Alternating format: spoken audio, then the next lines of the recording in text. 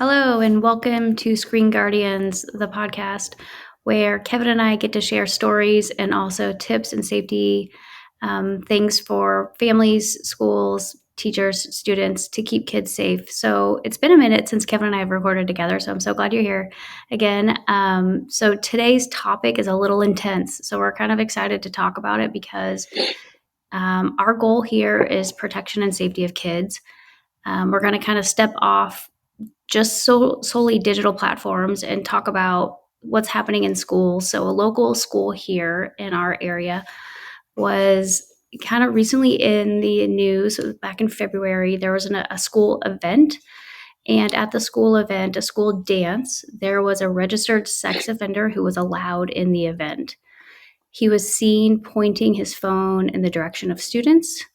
And not only, was he a registered sex offender, but he was convicted of his crime and spent time in prison.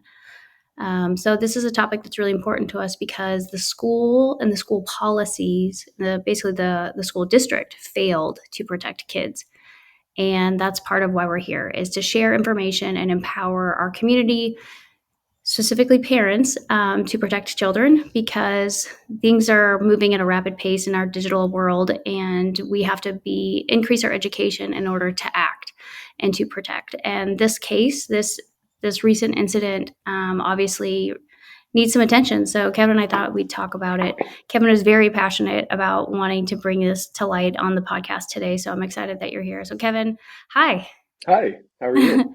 Good. How are you? Good. It's good to be recording again. We had I, a yeah. busy month or so there. Yeah, I've missed So having you on here. So yeah, this is a sad topic, and it's very something that means a lot to you and I, personally, protecting kids from these offenders, right? So especially in schools. So schools are there to protect kids, right? They're there to create an environment for education and learning and provide community and all that stuff, right? But when a school fails to protect kids, I mean, it makes us incredibly angry. And they may not have intended to fail to protect kids, but they did ultimately. Do you want to kind of share a little bit more about the case? I kind of touched on it. yeah.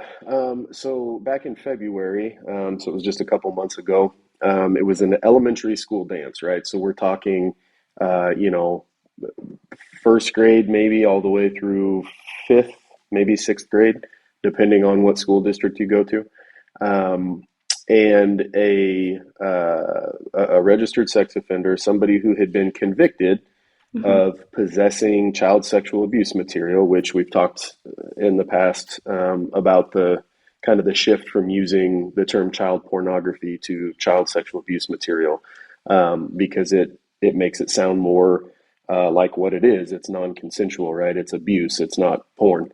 Um, anyway, he was convicted of possessing child sexual abuse material, and he was sentenced to 8 years in prison. He got out, and I guess for this school dance, he reached out to the school and requested permission to attend. Now, the school in their policy said that they essentially have the final word on approving or not approving somebody to attend the school dance based on um, whatever factors they deem to be important, right, in making that decision. So ultimately, they allowed him to be at the dance. He received permission to be there. Um, Parents, well, first of all, they didn't notify parents, which is something that I want to talk about in a minute because that's absolutely infuriating. That's Right. unacceptable. So he shows up at the dance. There's other parents there, either chaperoning or attending with their kids, and they recognize him. So they obviously knew him from whatever the case was or whatever the situation was. They knew that he had been in prison. They recognized him and they saw him pointing his camera out and recording, the school dance. Now, recording your child dancing at a school dance in and of itself is harmless behavior, right? But the totality of those circumstances would be concerning. You recognize the guy, you know he's a registered sex offender who was in possession of digital images and videos of children doing sexual acts, and now you observe him recording children. Like, that's a problem. So they go to the principal, I believe, and they voice their concerns. She pulls him out, has a conversation with him, and he leaves shortly after that. I'm assuming, and again, I don't know, I'm assuming she kind of said, hey, like, we think it would be better for everybody if you left, and he agreed because he didn't want to be, uh, there when people were frustrated that he was there, or he didn't want the awkwardness of being at the school dance after having been recognized. So obviously, parents are in an uproar after this, and several parents reached out. Um, Blue Valley's response was, hey, he has a functional parenting relationship with a student at our school, and no laws were broken. So sorry, is essentially what their response was. Um, and so the superintendent decided to, at their next meeting, the next school board meeting, they decided that they were going to talk about changing the policy. And I guess they changed the policy, and I'll let you talk to that in a minute, Katie, because you looked the new policy up, and so you kind of know the new policy better than I do. Uh, but that's the story in a nutshell. They did end up changing the policy. Based on what you read to me, though, I still think it's an incredibly weak policy and really doesn't do anything to hold the school accountable if it happens again in the future. Um, but there's several things that I think need to be touched on after reading this particular story. The first one is that most people don't know or they don't understand that there are several studies showing, and I looked at a lot of these studies when I was going through my master's program in forensic psychology because I was concentrating on the psychological behavior of predators, sexual predators. And so I looked at these studies because they showed some very interesting things that I at the time didn't know and was surprised by. And one of those things is that between 50 and 85% of offenders who are convicted of possessing child sexual abuse material either will go on or have in the past physically abused a child and not been caught. So you're talking about a huge percentage of guys who go to prison or are in prison for possessing images and videos who will or have taken the next step and actually physically abused a child. So when you allow somebody like that to come to a school dance full of elementary age children, what you're doing is you're taking somebody who has a high risk of reoffending or even taking the next step in physically abusing a child, and you're putting him in an atmosphere where little girls are wearing dresses and are running around, probably not really well supervised, right? I mean, there's chaperones there, but there's not one chaperone for every kid, and it's a dark environment usually, right? The lights are off, or not off, but down, dim. There's loud music. There's lots of places that you would be able to go that would be removed from the crowd. Um, and so you're taking somebody and you're putting him in a situation that could be incredibly tempting for him based on statistics, based on scientific and psychological studies. So this isn't just me as a child crimes detective saying, "Oh, I hate these guys. They shouldn't be allowed around children." This is removing the emotional aspect of it completely and just looking at the studies and the actual statistics of recidivism or reoffending with these guys. And so number one, the school didn't do their due diligence by, in my opinion, maybe researching a little bit to find out how dangerous could this really be to have this person here, right? The common opinion is that, and I see it with judges, I see it in the legal system, the common opinion is, well, he didn't actually touch a child. It's just images and videos. And so that's bad, but he didn't actually touch a child. So it's not as egregious as if he would have physically abused a child. And that's kind of the most common opinion on possession of these types of materials. But people don't realize that the possession of those types of materials go hand in hand with eventually physically abusing a child or having already done it and just not having been caught. And you wouldn't know that unless you did a little bit of research on it. And there's also studies that show that somebody who physically abuses a child once has less of a chance of physically abusing a child again than somebody who was caught with child pornography or child sexual abuse material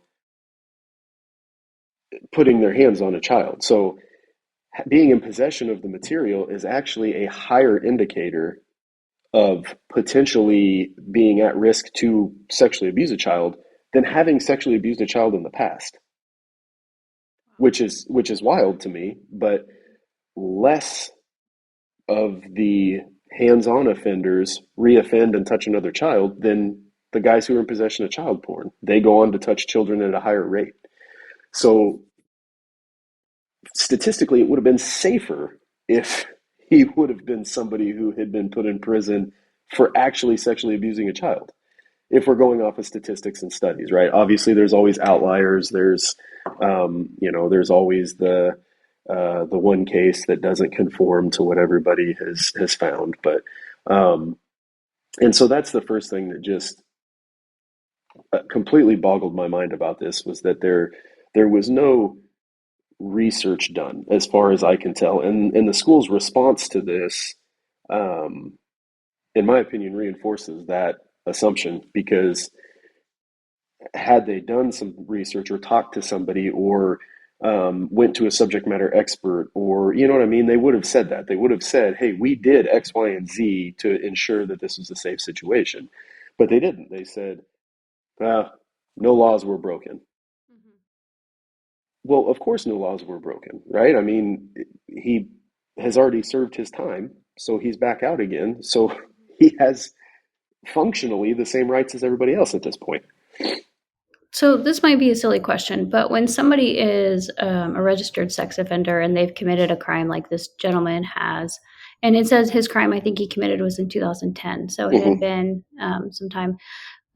Are schools informed when they have a parent enter their population or somebody enter their community that has those offenses? Like how are they supposed to know this guy had this background? So when you're on a registered offender list, you're required to notify um, schools or the jurisdiction. You have to notify the law enforcement jurisdiction that you're moving into if you move to a different one.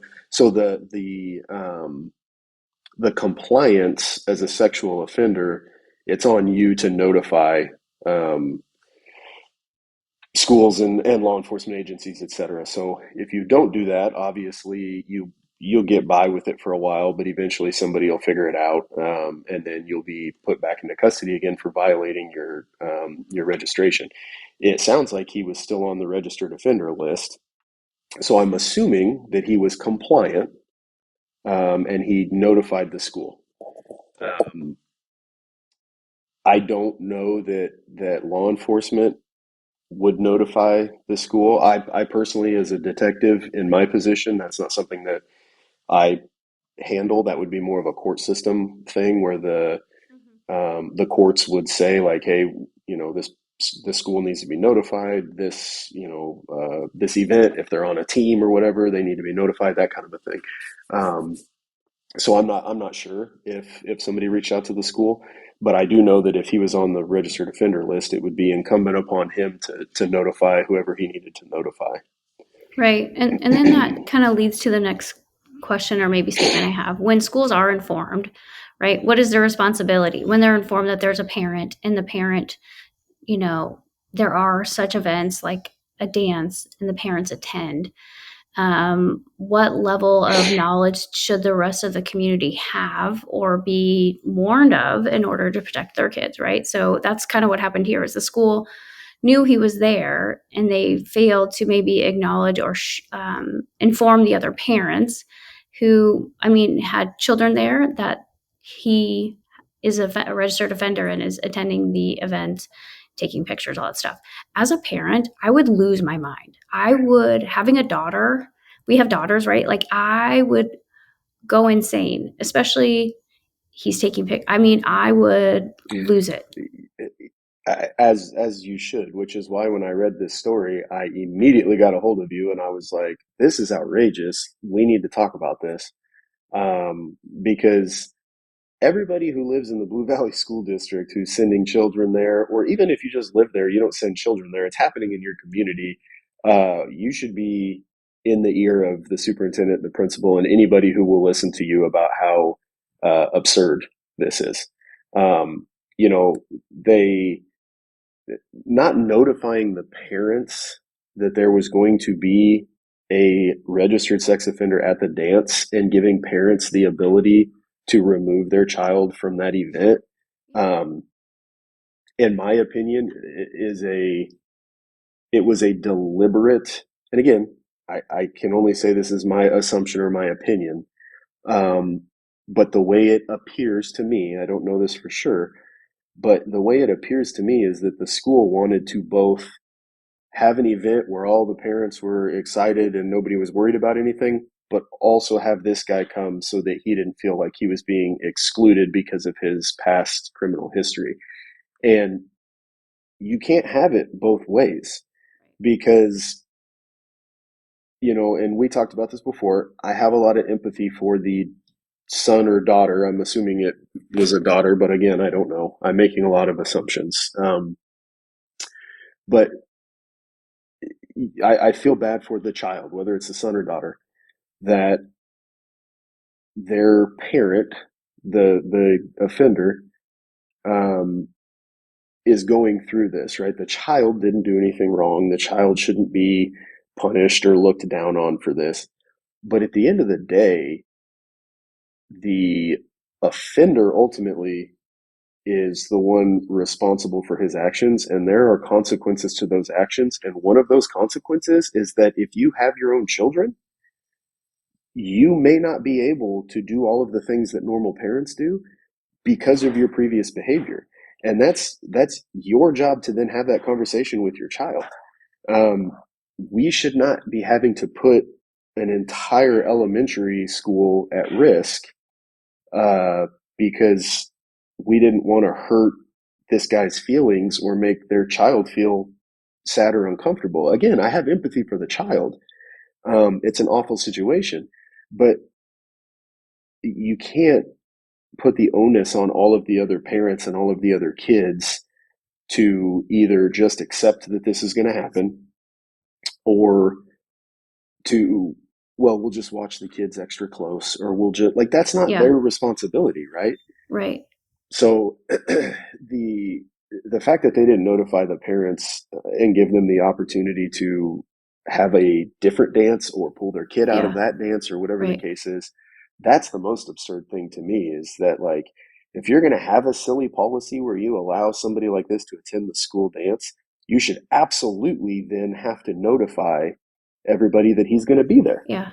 Well, and I agree completely. And I think there are other options, right, too, that they could have done. Like they should 100% have notified other parents or let him know if you do attend, then we will have to notify, we are forced to notify other parents that you are attending and you are registered, whatever. And Yeah. because so that the parents there can protect their kids, right? And Yes. I know just because he has a past doesn't mean he's going to continue and act in that way. Statistics show that he probably will or could.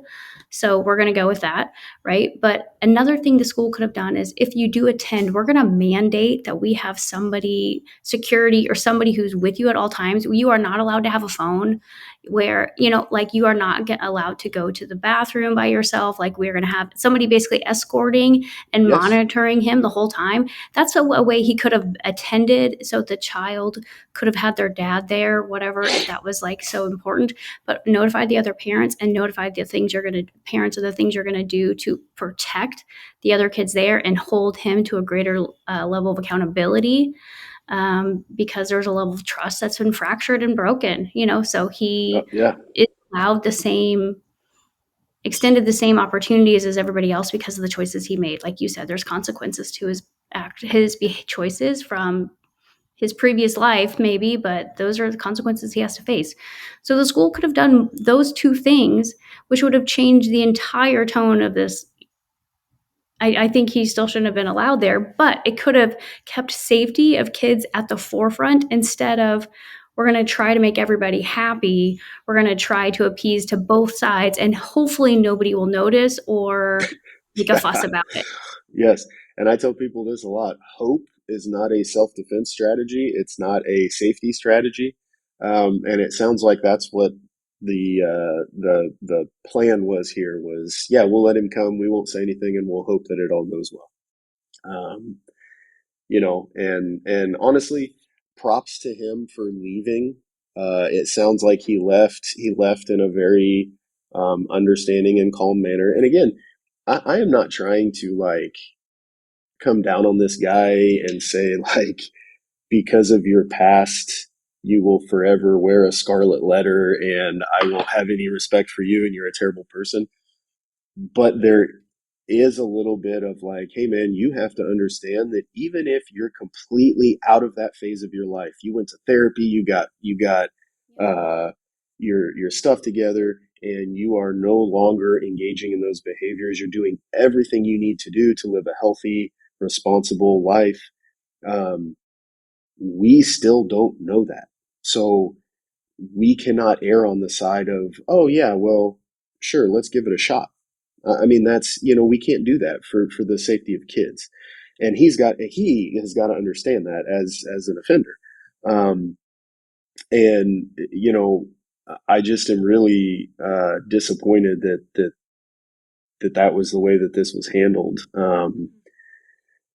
The people who you send your kids into their care, uh, 40 plus hours a week during the school year, maybe more, depending on sports and activities.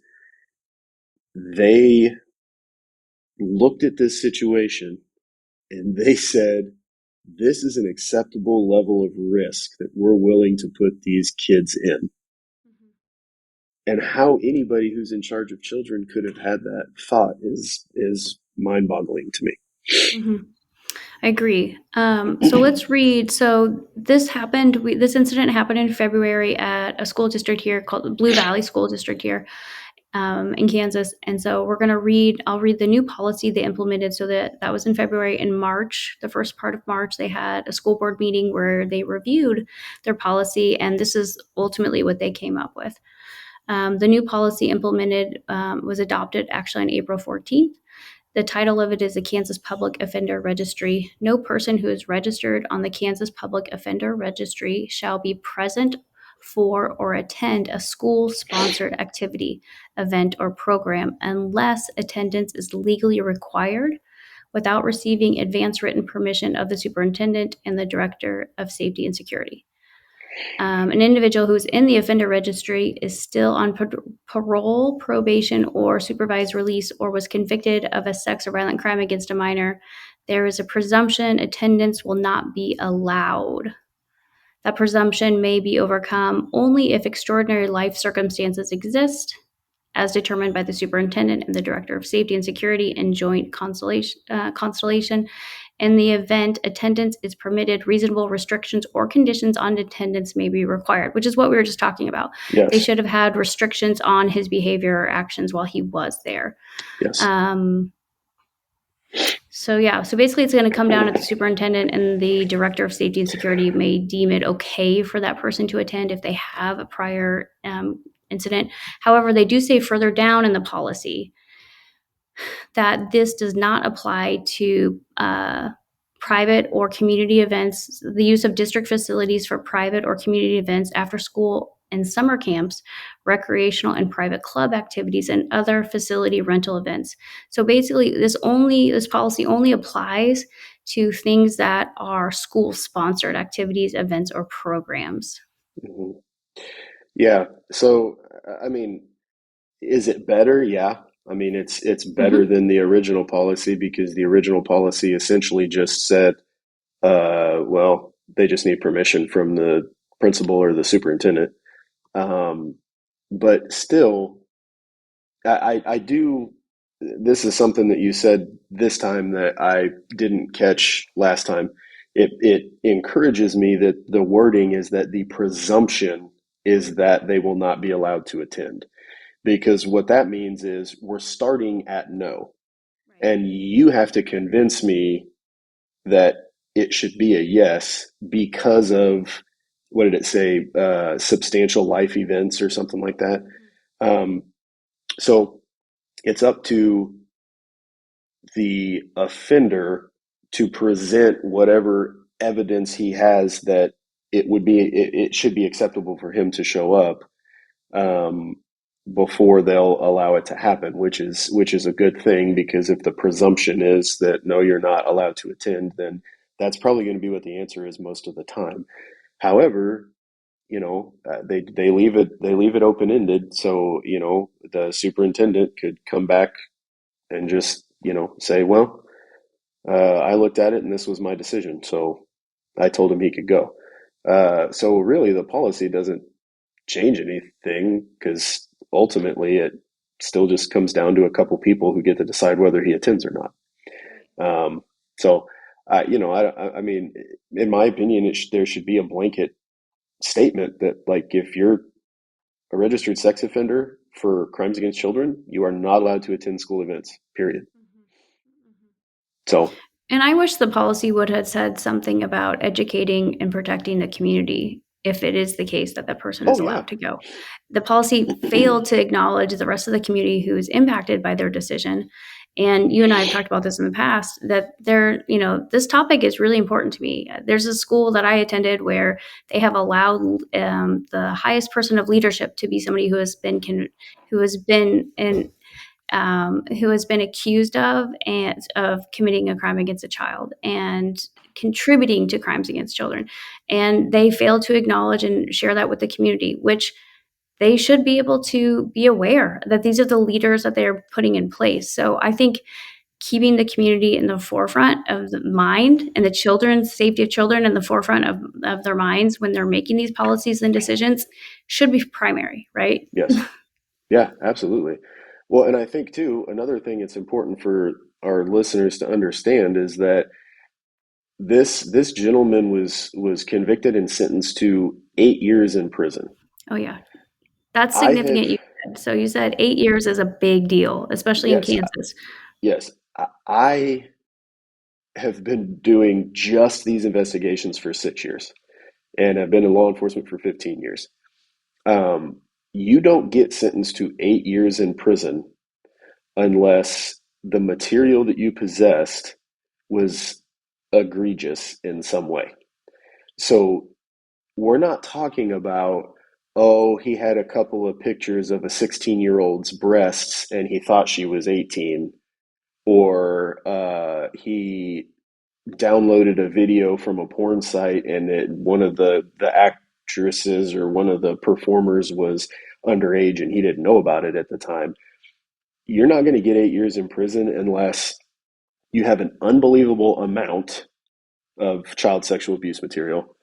It's of incredibly young children. So we're talking 8 years old to 12 years old, 13, 14, maybe kind of age range, right? So you'll be able to look at it and know for a fact that they're underage, right? There's no mistaking this this material. Oh, I thought she was 16, or I thought she was 18 and she was 16. Bummer, right? That's not what we're talking about here. So either there was a crazy amount of it, or it was very young kids, or it was incredibly sexually explicit. So we're not just talking about a topless photo. We're talking about being engaged in sex with an adult on video or something along those lines, right? Yeah. So So being sentenced to 8 years is a big deal. I think the most that I have ever gotten somebody sentenced to in one of my cases, when we're talking about the possession of child sexual abuse material, has been 8 to 10 years, and it was because it was egregious. You don't get sentenced to that amount of time if this was just like an oopsie daisy, Yeah. like I didn't mean to look at that. Like that's not. So people need to understand too that like I would imagine that based on what he was sentenced to, that the age range that he was interested in very well could have been the age range that he was hanging out with at this school dance, Yeah. elementary age kids. So that was one of the final points I wanted to make, so that everybody understood that like we're not talking about something that potentially could have been harmless and he just got caught up in something that, oh well, maybe he didn't know. Like that's not what this was. Right. Well, I mean, fortunately, the school district is trying to do something more than what they did, but I think they could still do better, and it sounds like you think so as well. Yeah, yeah, and and again, I get it. You want to be able to look at each situation on a case by case basis, right? uh, but the way that the policy is written, and I do want to clarify too that the way they wrote that policy, anybody on the Kansas registered offenders list has to go through this whole process. That's not just sex offenders, that's drug offenders, that's violent offenders, and that's sex offenders. So somebody who got arrested for maybe selling a medium amount of marijuana is going to be treated the same way as somebody who sexually abused a child based on this policy, which I also think is kind of silly, right? Yeah. Um, because one directly impacts children and the other one doesn't. Um, so again, I'm glad that they're doing something. I just don't. I don't know. I don't know that I think that it's enough. Yeah. So, with knowing the severity of his charges,